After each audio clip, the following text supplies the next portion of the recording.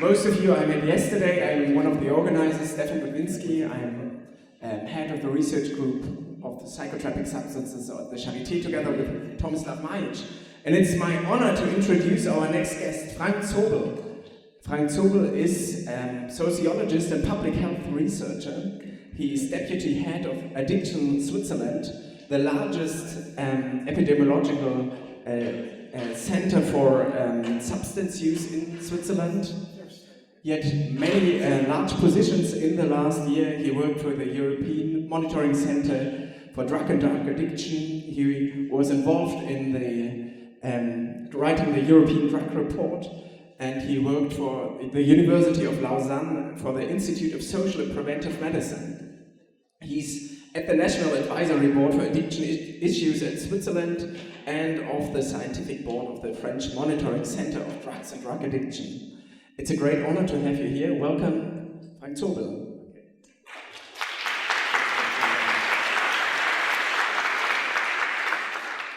Can you hear me? Yeah? Okay. Thank you very much for the invitation, and I'm very happy and glad to be here. I understand my task today as being as making a kickstart for this track on drug policy research. And I will present you 3 topics that I think are very important currently for drug policy research. But I'm deeply aware that this is in my opinion, that people might have other opinions, and that this is in my country, and that in other countries people might be more advanced. So the 3 topics are drug law enforcement, which is one important topic for me, drug markets, and then, surprise, surprise, it's cannabis legalization and market regulation. What I will try to do is bring you through these 3 topics quickly and show you 1 or 2 things I've done in this area to try to move things forward. So the first key topic is drug law enforcement. It's not the drug laws, but it's the way they are enforced. And I've put here 3 things: no interest, no funding, no access, because this is a bit the situation in my country, and I guess it might be in a few other countries. It's basically not many people, if any, are working on it. If you want to do a study on this, you wouldn't know where to ask for money. And if you want to access the data, well, it's difficult. In my country, actually, the data, the criminal statistics, belongs more or less to the law enforcement bodies. So you need to go through them and tell them that you're a very nice and kind person, that you're not going to criticize them to get access to this data. So I had just a glimpse, and just once a glimpse really at drug law enforcement. I made a study which is not a study I was commissioned for, which is really a study I suggested to do on the decriminalization of cannabis use in Switzerland. It was a decision of the Swiss Parliament in 2012. And it became implemented in October 2013. It had goals to reduce the burden for the local justice departments. There are every year in Switzerland 35 to 40,000 offenses for cannabis use. And there was the idea to harmonize the sanctions about cannabis users, because we knew, although we didn't have data, but more from anecdotal information, that there were huge differences within Switzerland.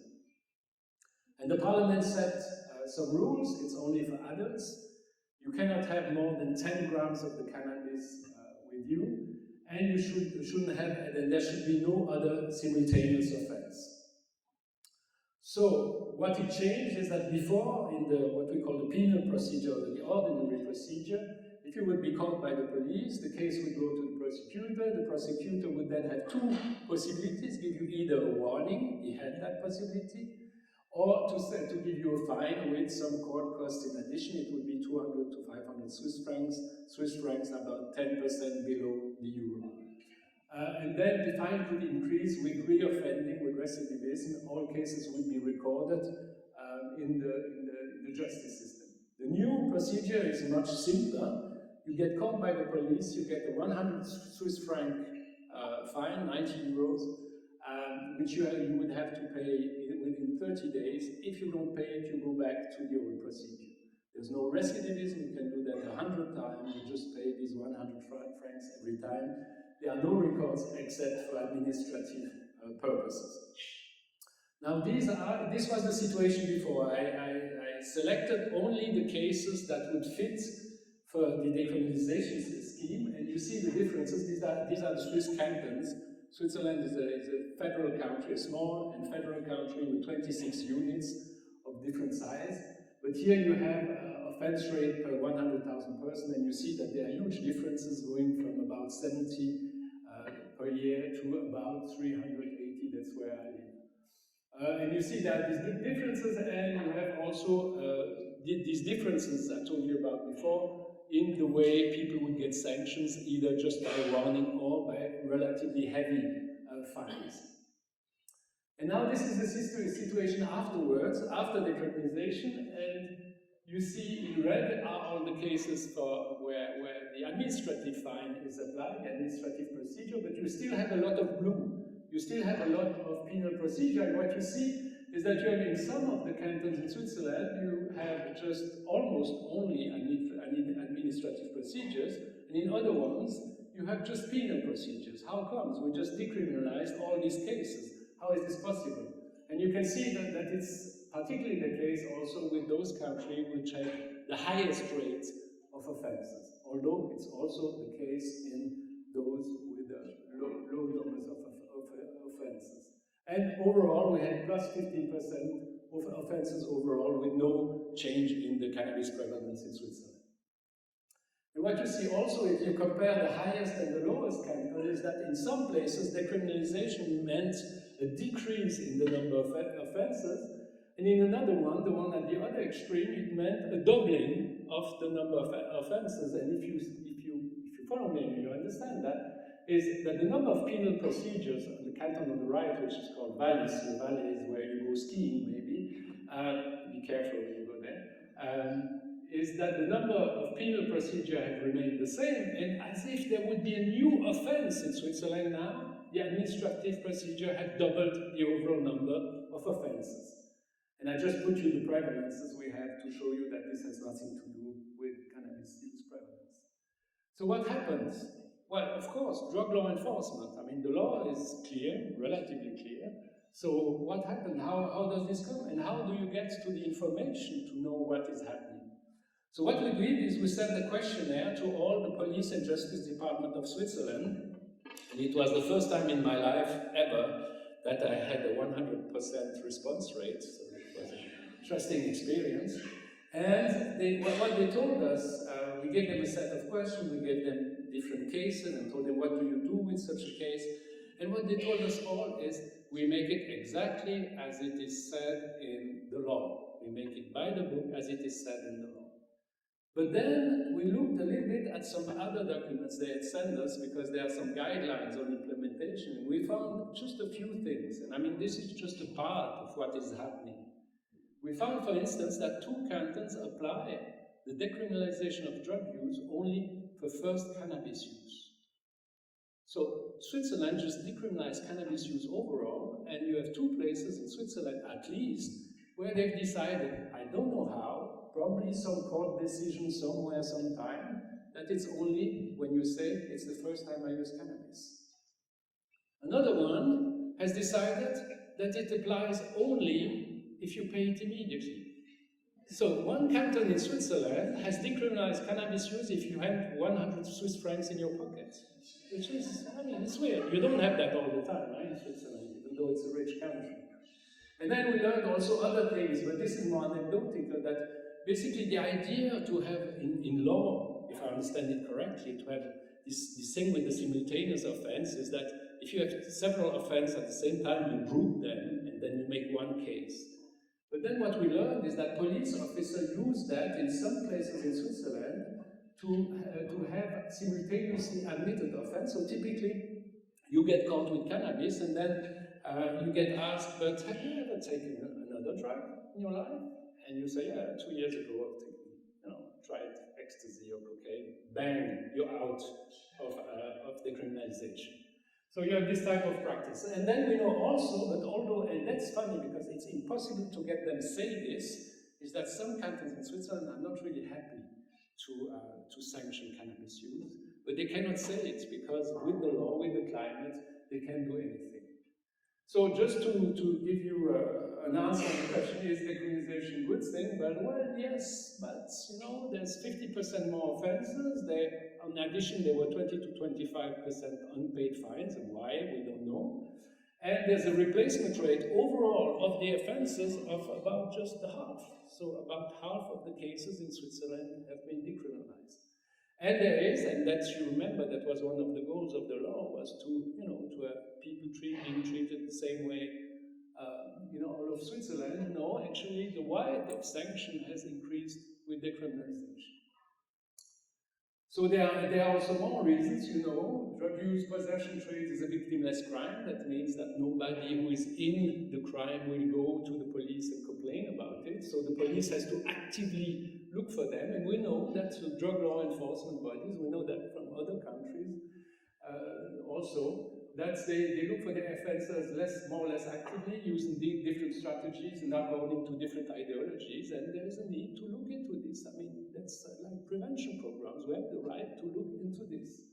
And then there are these studies, and there are more and more of these studies, which heavily suggest that minorities are disproportionately targeted. This is, you know, the case in the USA, you've heard about this.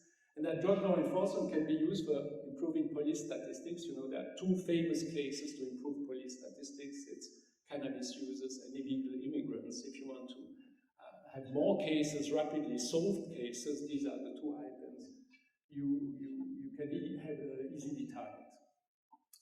So that was the first one. The second topic I want to address is drug markets. And here the idea is how we debunk the myth. So, you know, it's the same everywhere. We seem to be in a permanent state of danger and instability. In your country, in mine, everywhere in the world, with some semantic interesting parts. It seems that in English and German-speaking country, you're flooded with drugs. We have always explosion of drugs. So, now, there are some differences between us. But okay, that's an easy one, showing how the media cannot handle drugs. That's an easy one. But actually, in drug policy debate, it's the same. And in many, that's also important, among many of the professionals, that's the view they have about the drug market. So there's a whole work to be done in this area. And my view, or my opinion, is that on the drugs amount side, on the public health side, we have debunked many myths over the last 20 or 30 years about who the drug users are, how rational they are or not, how dangerous taking drugs is, and in the drug market area, this work still needs to be done.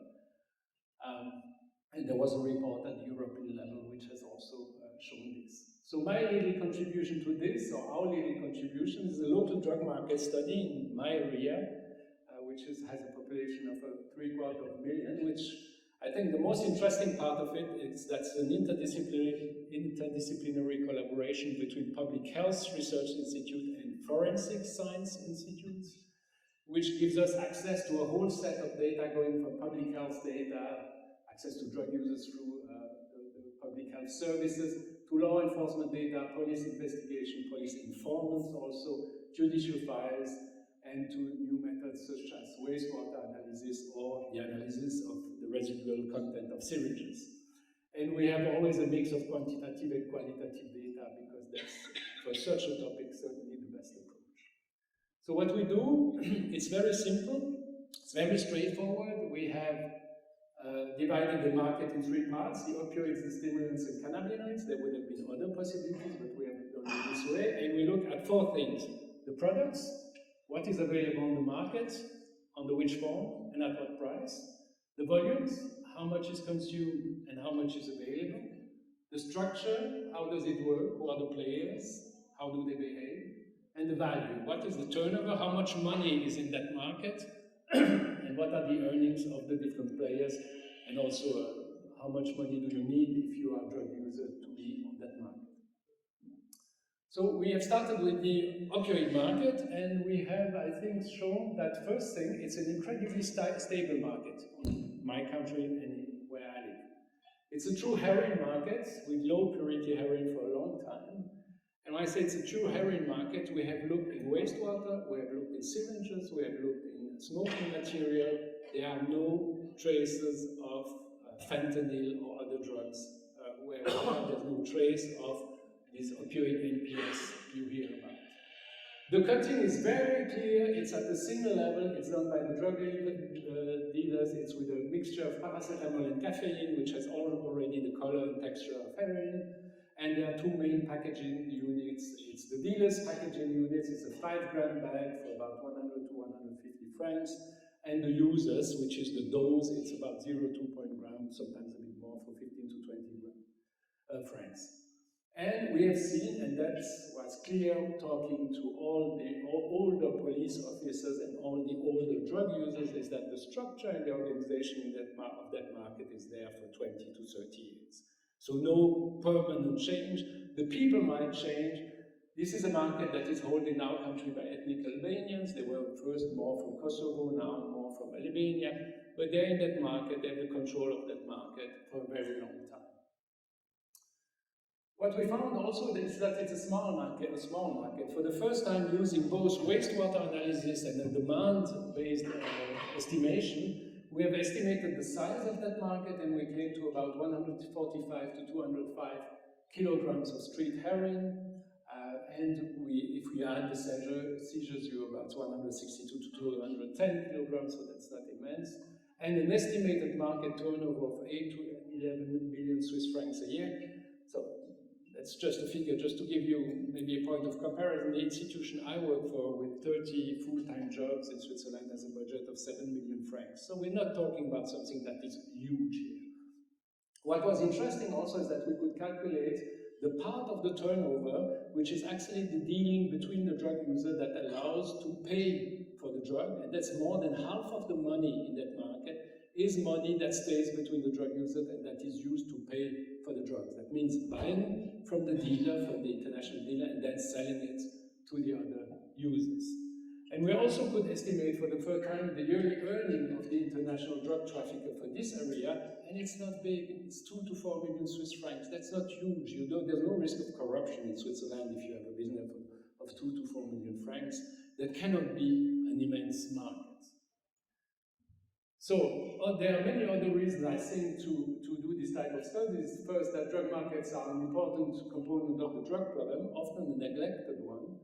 On the supply, the quality side, the price, the violence, there's a need for knowledge. I put you these graphs, you cannot read it, but these are the overdose deaths in the US. And you know there's this problem which is a combination of prescription opioids, heroin, and now fentanyl-laced heroin. And you need to understand what is going there, and you need to have indicators to try to understand this type of things. There are huge resources invested to fight the drug market. You know that's probably most of the money that is in drug policy. And there are, in fact, very few people who are really interested in how it develops. And there are also very few people who look to their drug market with a harm reduction perspective. I would say with our very predictable market in Switzerland, we have quite a few features there who protect us from things that could happen elsewhere. And there would be a strategy here in Switzerland where you would say that if a newcomer enters that market, you want to get him out as rapidly as possible, because this is with a deadly drug, it's very predictable, it's very stable, we know what's in there, there are no strange cutting agents in that market. So maybe you don't want to encourage it, but you want to keep it like this.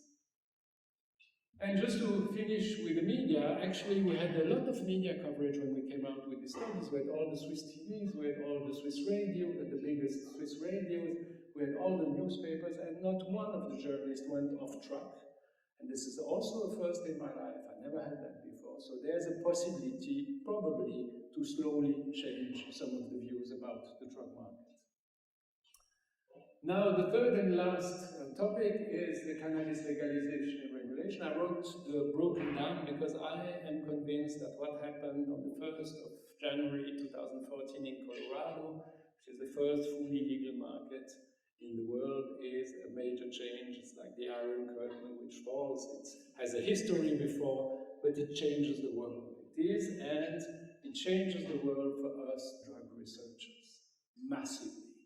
Because what came afterwards, what is the new, what is cannabis 2.0, has little to do with or has something to do, but is very different or more complex than the world we were living in, where, one of the complex questions was, is your cannabis, hashish coming from Morocco, or homegrown weed? Now it's getting much more complicated.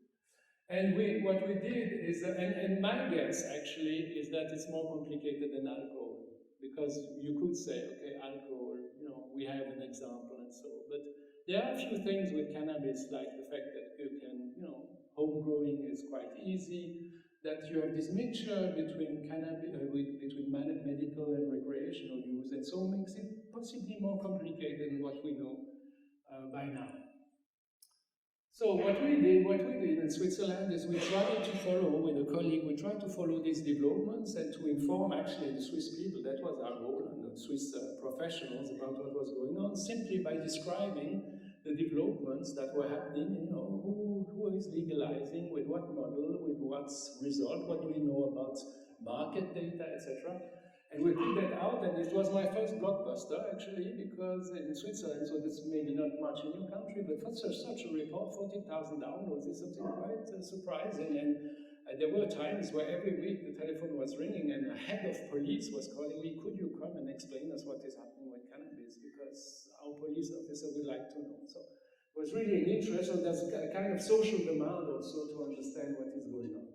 And then the funny thing is that in summer 2006, the thing came to us, because 6 years ago, in the law in Switzerland, they had decided very pragmatically to put the level of legal cannabis to 1%, because there were too many false positives with industrial hemp, so they increased the level of admitted cannabis to 1%. Before it was 0.2%. I think it's about the same in Germany. And what they didn't know is that the people who decided that is that there are other cannabinoids, and that there's a big market in the US which is really reinventing the cannabis market. So suddenly in summer 2016, we had cannabis products with low THC but high CBD appearing in the market. We have now more than 200 shops, where you can find it almost everywhere on every corner. We have new products. The latest one is the one on top right, Heimat, very Swiss-made cigarettes, which you can buy in the supermarket. So there's a kind of change. And I had the chance 2 weeks ago to visit, I think, the biggest CBD farm and the biggest producer in Switzerland, and they are incredibly fast, these people, in terms of inventing new products, developing things, etc. And the world we're entering here is, as I told you before, is a completely different world from what we knew before, or what we didn't know before. The whole thing about the plant and the products, the cannabinoids, the terpenes, the concentrates, how you can extract all these cannabinoids and add them to all kinds of other products. I think it was a surprise also in the US how edibles became a big hit on the market. The market dynamics and the players, suddenly these players we had never seen before, except those who had made studies on them, suddenly come up, and there are a lot of them, and they are very different. We have also opportunistic outsiders who are very ready to jump into this market if money is there, and we have all those indirectly involved. The farmers in Switzerland have a difficult life. I mean, this could really be something interesting for them. The labs, some of the private labs, are really very interested in markets like this coming up. The use and the users. If I go to some of these shops in Switzerland, if I go to the one on the left bottom, which is the biggest chain, it's called Hanftheke, if I go there, I'm 52 years old, I'm the youngest one in the place. Okay, so that's very different from how I was talking about cannabis before, So there are different groups of users appearing, and there's a lot of technical issues of regulation tools where, we in drug policy research, we have never talked a lot about these things, because our world was a binary world that was very simple, and here suddenly comes complexity. So my feeling, gut feeling, is that there's a lot to do to try to keep up with the changes, to understand the new data. They are now business data. I mean, the next data I will use on cannabis in Switzerland are also tax data on how much money they give to the state. To identify the knowledge gaps, to understand these new user groups. We are going to make a study on the CBD users, CBD cannabis users, to try to understand who they are. To understand the market players, the regulators, and the whole legal regulatory context, which is given by other laws and our constitution. So my point is that we need also probably to think about cannabis studies 2.0, and there might be a need to get a new research agenda again. By the way, the thing with the CBD cannabis is coming to you, I guarantee you. There was a TV show the other day where they had tested 10 products, and among the 10 products, there were, I think, 3 or 4 which were below 0.1% of THC, so that means they are legal in your country also. So this market, if you don't have it yet, is coming for sure in your country. So just my last slide is, I'm a member of this advisory committee of the Swiss government on drugs issue, on addiction issues, and what we are going to do, there was a report which was very important in 1998 about cannabis, and it was redone in 2008, and now we are going to do it again in 2018. And what we have decided is this time we don't do the usual just systematic review of knowledge about the harms of cannabis, the health data, law enforcement data. This time we make also a hearing with the players that are in this market to try to understand what is really going on. And I think that is really one of our tasks in the drug policy or the drug research within the next years. So I hope I gave you some food for thought. So I hope this was an opening for the debates, and I thank you very much for your attention.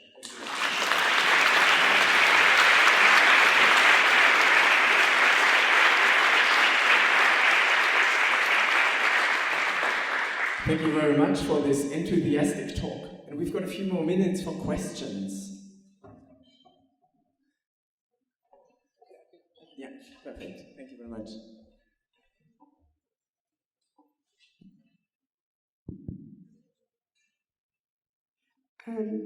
Good morning.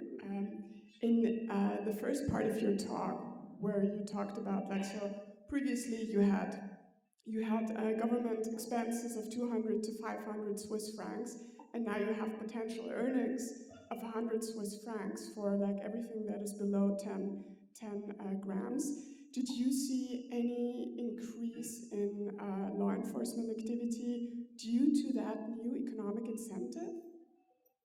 No, I don't think so, because the money was going to the justice before, and the justice, it's more work than money, so they don't need that money. So there's more money coming, there's a bit more money coming to law enforcement, but they're not really looking for that. It doesn't make a difference in Switzerland, these sums here.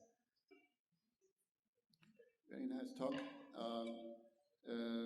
I'm interested in these low dose. Can you talk a bit louder? These low dose THC products now on the market in your country. And we have some experience with tobacco light products with lower nicotine, which might lead or may lead to higher consumption in the end. Is any experience with that, with these low dose THC products in your country? We have no data on this, but we have a funny situation, because actually of all these products I showed you, the only ones that are really legal 100% are the smokable products, because they get on the tobacco law as a tobacco substitute. And actually the other products probably are not, because they fall under another law, which is the law on food, and they're probably not fit for these laws. It's just that nobody's enforcing these laws. But no, so we don't have data on this, but this is clearly something we're not very happy. We have a policy that tries to combat tobacco use in Switzerland, and now suddenly you get such products getting on the market, making tobacco against, interesting. So no, we're not happy, but we don't have data.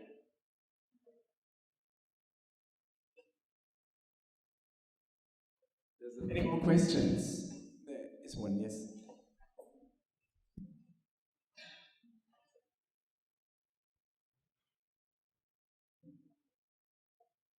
Thank you. I was wondering, as an economist, I'm basically thinking of this 100 Swiss francs tax as a lump sum fine, as a lump sum tax on consumers of cannabis. And that I think it would actually do just increase the price for the consumers, right? But because there's always a probability of paying or not paying the fine, it would not be a unit increase of 10 francs on per gram of cannabis and so on. My point is that I don't think that it will change the demand of cannabis in any way, because I don't think it's that elastic. So it's basically won't decrease the consumption, I think, what you would see in the data of cannabis. Just the government will be just collecting, a tax. So my question is, why leave the tax? What's the benefit, or the fine? What's the benefits of for the society of leaving? You asked me to defend the Swiss government. Yeah, but what do you think are there any? Because I can't. Yeah, what's the rationale behind actually having this fine? Well, it's the prohibition laws, it's an international convention, it's the whole package. I mean, it's just this, which Switzerland applies like the other countries. What you have to know in Switzerland is that we had two opportunities to legalize cannabis. One from our government, which was rejected by parliament, that was between 2000 and 2004. And we had one ballot initiative in 2008 where the Swiss citizens were against it. We have now, again, probably one coming. But so, there was a possibility to do it differently in Switzerland, and that wasn't accepted neither by the citizens, the voters, neither by the parliament. Thank you. Okay, sorry, Roberta, we have a panel discussion later where you can ask a question. We stop now. Thank you very much for your wonderful talk.